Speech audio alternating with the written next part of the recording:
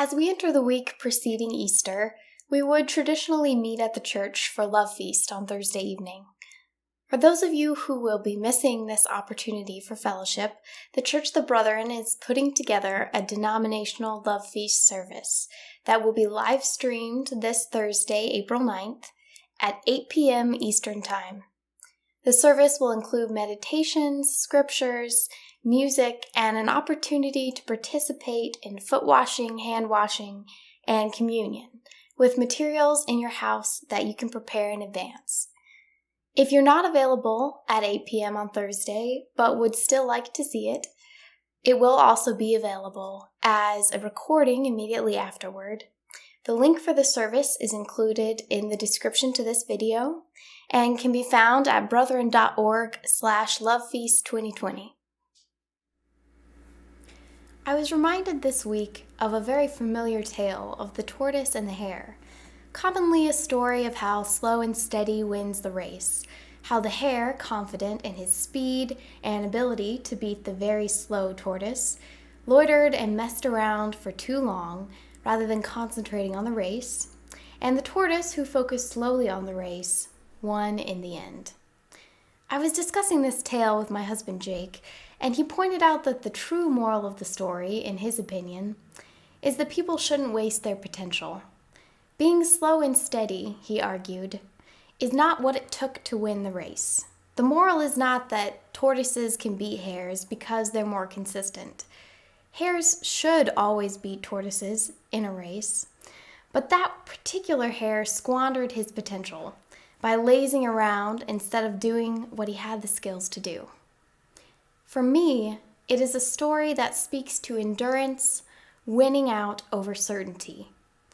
The hare was so sure of his ability to win the race. In fact, he was certain. There wasn't even a possibility in his mind that the outcome of the race could go any other way. And the tortoise knew it would be a struggle, but he pushed through it. He did it the hard way, which was the only way he could honestly do it, without cheating or giving up. It parallels incredibly for me with Jesus' story we read in the 27th chapter of Matthew, which seems so obviously to me to be a story of the endurance of God, challenging the certainty of humanity. There is so much to the final chapter of Jesus' story on earth, leading up to next week's Easter morning scene. Where do we begin? On the streets of Jerusalem, where crowds flocked to celebrate and believers waved palm fronds as Jesus rode into town seated on a donkey, with the sad and bitter tale of Judas' betrayal and suicide? It all can and should be revisited as we take in the full picture of the climactic scenes surrounding the Man of Sorrows. I'd like to begin just a little further ahead, in Matthew chapter 27, verse 22 and 23, where Pilate asks the crowd gathered to hear of Jesus' fate, "What shall I do then with Jesus who is called the Messiah?" And they all answered, "Crucify him." "Why? What crime has been committed?" asked Pilate. But they shouted all the louder, "Crucify him." Known or unknown to Pilate, Matthew tells us in the verses before, the chief priests and the elders persuaded the crowd to have Jesus executed. Daniel L. Miglori, Christian author and professor at Princeton Theological Seminary, identifies that the first group Matthew holds responsible for the trial and execution of Jesus is the chief priests and elders. When Jesus is brought before Pilate, it is the chief priests and elders who act as the prosecuting attorneys, as the official defenders of the faith and law of Israel. They are certain. They know better than anyone else what the will of God is, and they will tolerate no challenge to their authority, least of all from this upstart teacher from backwater Galilee. Matthew has previously shown how Jesus' teaching and healing aroused the hatred of the religious leaders and their determination to destroy him. In this passage, the evangelist continues his portrayal of the dark side of religion. No doubt religion can sometimes serve noble aims. It can give people a sense of purpose. It can inspire them to help others. It can give them hope. This, though, is far from the whole story. It is the chief priests and elders who, in vigorous defense of religion, play the leading role in bringing Jesus to trial and eventual crucifixion. Evil in its religious guise takes the form of our safe and absolute possession of the truth, and even the determination to bring destruction on all who pose a real or imagined threat to our self-certainty. Wow. Powerful, powerful words. And if we examine this text in that way, some of the most frightening evil present in religion is not in the sins that we know to watch out for, but lies in that which we are not aware of. In fact, those things that we are certain of. Daniel Migliore went so far as to use the word safe, which feels a little bit unsettling. Evil in its religious guise, he says, takes the form of our safe and absolute possession of the truth, and even in determination to bring destruction on all who pose a real or imagined threat to our self-certainty. What then are we to do? It seems like a scary way to live, not being sure about anything. And that is why the second half of his sentence is significant also. If we are positive and immovable in our belief that we know the entire truth about everything, as the chief priests were that day that Jesus died, we may be right. If we feel sure about something that is bringing light to our lives and to the lives of others, is bettering the world that we live in, or that helps us through the most difficult times in life, that is the kind of religion that Jesus preached, and that he wanted everyone to believe in. However, if as the chief priests did that day, we are determined to change the minds of all who feel differently than we do at all costs, even to the point of imprisoning them or wanting them dead, we may be succumbing to the same evil. I expect even those among us with very similar beliefs may not believe exactly all the same things. Do we declare ourselves to be all-knowing? Or do we give grace to those who believe differently than we do and trust in the endurance of God's plan for this world? I watched a movie recently where one character, Fred, is venting to his best friend, Lance, about a politician he feels has lost her way. When Lance inquires why Fred feels this way, he exclaims, "She has no moral compass. She's working with Democrats one day, Republicans the next day." Lance replies, "What's wrong with working with Democrats and Republicans? That's the whole country." "But I'm not a Republican," Fred yells out in frustration. Speaking as an American, Lance continues, "Shouldn't you see both sides?" "Yeah," Fred agrees. "I see one side is wrong." Lance laughs to himself, and confused Fred asks, "What's the problem here?" To which Lance replies, "I'm a Republican." Shocked, Fred responds, "You're joking right now. I don't even know you." Lance says, "This is what I'm talking about. Your negative way of thinking. I'm the same guy from 2 minutes ago, your best friend." Fred was ready to ignore all the good traits and memories he shared with his best friend because he felt betrayed to discover that they did not believe all the same things. For him, political affiliation was the line where he no longer felt bad about defaming other people's character. Not to the extent of wanting them killed, but definitely to the extent of cutting them out of his life, despite any ties he may have had with them before. Many of us have these lines. For the chief priests of Jesus' day, the line was anyone who threatened their personal power and social status. In the movie, Fred demands to know why Lane never told him he was a Republican. And Lance says, because I knew you would act exactly how you're acting right now. I love you, man, but you're very judgmental. I didn't want politics to get into this, because you've never really been good at looking at things from other people's perspective. My love for the GOP has nothing to do with us. Fred, seeing Lance as his best friend who cares about him, and realizing how he must have been making him feel with his judgment, apologizes, saying, "I know. I'm sorry you couldn't be who you are around me. You had to hide your true self. That's really messed up." Jesus was never afraid to hide himself. When he rode into Jerusalem that day, he knew that he would be putting a target on his head, letting everyone know where he was, who he was, and why he was there. He knew it was the beginning of the end of his earthly life. And so he finds himself in front of Pilate, denied his freedom by the crowds. Now, I don't want to gloss over the next lines, starting with verse 24. When Pilate saw that he was getting nowhere, but that instead an uproar was starting, he took water and washed his hands in front of the crowd. "I am innocent of this man's blood," he said. "It is your responsibility." All the people answered, "His blood is on us and on our children." Then he released Barabbas to them, but he had Jesus flogged and handed him over to be crucified. In this scene, Pilate is literally washing his hands free of the guilt of Jesus' death.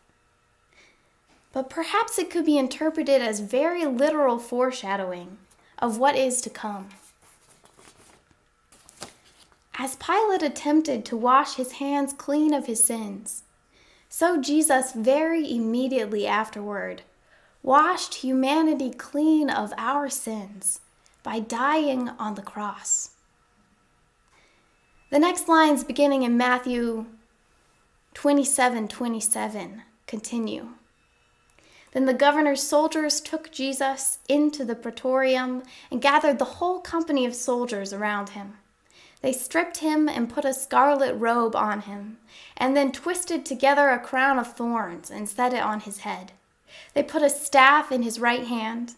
Then they knelt in front of him and mocked him. "Hail, King of the Jews!" they said. They spit on him and took the staff and struck him on the head again and again. After they had mocked him, they took off the robe and put his own clothes on him. Then they led him away to crucify him. As they were going out, they met a man from Cyrene named Simon, and they forced him to carry the cross. They came to a place called Golgotha, which means the place of the skull. There they offered Jesus wine to drink, mixed with gall, but after tasting it, he refused to drink it. When they had crucified him, they divided up his clothes by casting lots. And sitting down, they kept watch over him there. Above his head, they placed the written charge against him. "This is Jesus, the King of the Jews." The importance of that one line cannot be underestimated. It immediately caught my attention when I read through this text. Daniel Migalori offers his take on this as well, reflecting, when the soldiers earlier called Jesus King of the Jews, it was mockery. When they inscribed the same title over his head on the cross, it was a warning. What the title really meant for them was that the crucified one was a powerless and laughable loser. Let no one mess with the supreme real power of Rome. Let all beware. The real power of this world is the power of Caesar and his soldiers, to command, cajole, and coerce, to give the crucified king gall instead of water, to cast lots for his clothes, and to sit calmly beneath the cross, to watch over him, and to make sure he stays there. Unless we recognize this apocalyptic conflict between the brutal power but ultimate powerlessness of empire and the radiant powerlessness but ultimate victorious power of the one hanging on the cross, we have not begun to understand the depths of Matthew's account of Jesus' torture and crucifixion. This is the ultimate example of God's upside-down kingdom. Jesus Christ, the Son of God, hangs dying on a cross, radiant powerlessness, as the evil forces of humanity triumph. But this is not the end of the story. We pick the story back up in verse 38, where we read, 2 rebels were crucified with him, one on his right and one on his left. Those who passed by hurled insults at him, shaking their heads and saying, "You who are going to destroy the temple and build it in 3 days, save yourself. Come down from the cross if you are the Son of God." In the same way, the chief priests, the teachers of the law, and the elders mocked him. "He saved others," they said, "but he can't save himself. He's the King of Israel. Let him come down now from the cross, and we will believe in him. He trusts in God. Let God rescue him now, if he wants him. For he said, 'I am the Son of God.'" The endurance of God, challenging the certainty of humanity. This scene harkens back to the 4th chapter of Matthew, just following Matthew's account of Jesus' baptism, where Satan tempts Jesus in the wilderness, taunting him, saying, "If you are the Son of God, then prove it." So the crowds say, "If you're so sure, if you're so certain that you are the Son of God, then prove it. Come down from the cross and we'll believe you. What do you have to lose, Jesus?" D. Cameron Murchison, a Christian theological professor of ministry, examines this text, revealing, in this passage, the point is made once and for all, that the power of God is manifest not in Jesus coming down from the cross, but in his enduring it. Perhaps every great religious tradition has its particular way of coping with the presence of profound evil in the midst of human experience. There is no doubt that the Christian way of coping is to be found in substantial measure in this witness from Matthew's Gospel. Evil is not explained by Matthew's witness, neither is evil discounted as something that only appears to be bad. Still less, evil escaped through some metaphysical sleight of hand. Rather, evil is endured and then consumed by a more profound power of God to weave a new fabric of beauty and health and wholeness that evil seeks to destroy. Evil on earth is not explained, discounted, or escaped. Rather, evil is endured. The words to singer-songwriter John Mayer's single, "I Guess I Just Feel Like," which was released in 2019, although definitely a reflection of modern times, could also have been the words of any of the disciples following the crucifixion. They read, "I guess I just feel like nobody's honest. Nobody's true. Everyone's lying to make it on through. I guess I just feel like I'm the same way too. I guess I just feel like good things are gone, and the weight of my worries is too much to take on. I think I remember the dream that I had, that love's gonna save us from a world that's gone mad. I guess I just feel like, what happened to that?" Perhaps these could have been the words of Peter, reeling from lying about knowing Jesus just to make it through, searching for the good still left in the world, trying to hold on to what must have felt like just a dream at that point. Jesus, alive, teaching them how to minister to others, the promises of Jesus, of God's kingdom, that love would save the world in the end. John Mayer's song ends with these lines, "But I know that I'm open, and I know that I'm free, and I'll always let hope in wherever I'll be. And if I go blind, I'll still find my way. I guess I just felt like giving up today." And there is the message. If we trust in God, endurance will beat out certainty. Don't give up, because what you thought was the truth has been called into question. Don't give up, because it seems like there's no coming back from what you've witnessed. Don't give up, because this is not the end of the story. My prayer for this morning comes from the book Psalms for Praying, and I'll be praying Psalm 105. Give thanks to the beloved and open your hearts to love. Awaken. Listen in silence for the voice of the counselor. Sing praises with glad voice and give witness to the truth with your lives. Glory in the radiance of the beloved. Let the heart of those who call upon you rejoice. Seek the one who is life, your strength. Walk harmoniously in love's presence. Remember that you are not alone, for through love, doubt, and fear are released. O people of the earth, ever bear in mind the unity of diversity in the divine plan. You are the promise of our wholeness. You await our readiness to choose life. Your covenant of love stands firm through all ages. You forgive us when we stray far from home. Help us to learn to trust you, to untangle the webs of illusion that we have made. As we sift through our dreams, guide us to the only dream that brings peace, knowing we belong to you. Give us wisdom and courage to release all that binds us, for to face what is built on illusion is to find new life. O divine presence, as we surrender our hearts to you, teach us to be worthy of trust.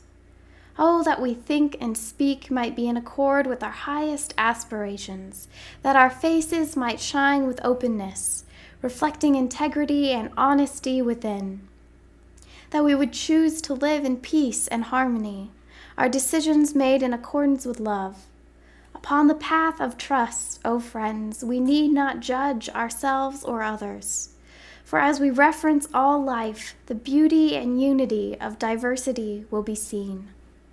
Gentle us, O compassionate one, that we tread the earth lightly and with grace, spreading peace, goodness, and love without harm to any creature. For in gentle serenity is strength and assurance. Confusion and suspicion find no home here. In all things may we be grateful, our hearts open to joy. O mighty counselor, speak to us within our hearts. Let your voice be heard. And as we listen and heed your word, joy will be our song of thanks. As you lead us into the silence, we become friends with solitude. With trust in you, our lives become simple.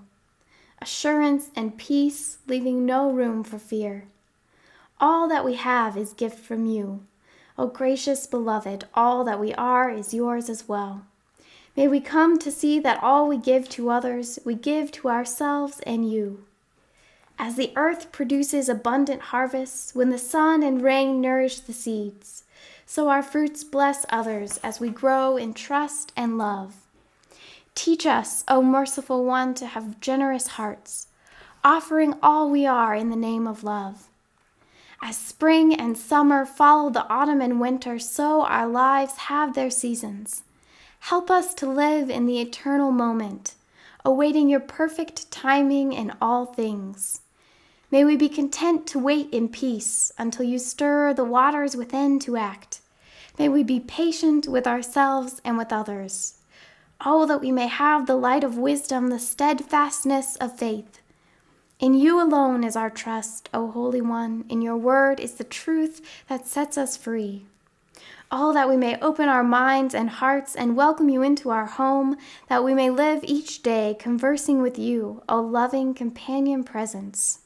As you have led all generations through times of turmoil and war, guide us now, O Blessed One, along the paths of peace. May the people of all nations break the bonds of fear-filled oppression. May they bless one another with forgiveness. Blessed be the one who lives and dwells among us. Amen.